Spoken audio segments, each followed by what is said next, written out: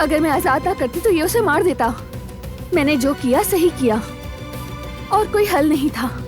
हम पहले ही बहुत कुछ खो चुके हैं। मैंने कह दिया था उस आदमी से, जो कुछ भी जानते हो जाकर पुलिस को बताओ। लेकिन देखे वो गया ही नहीं, और अगर चला भी जाता तो क्या होता? वो ये नहीं बताता कि उसे किसने उकसाया था। मैं उससे सारी बात उगलवा लेता, इससे ज्यादा और क्या करता भाभी?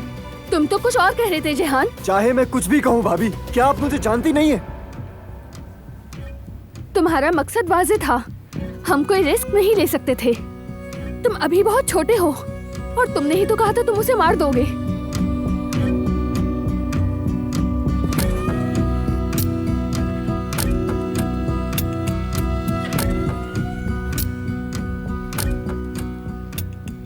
यही सच है।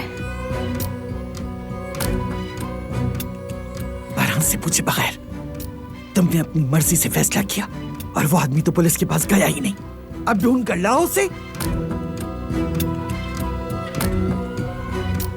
ठीक कह रही हैं, मेरी गलती थी।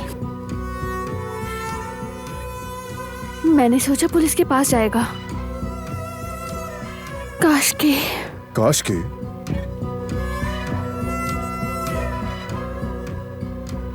ये सब ना किया होता।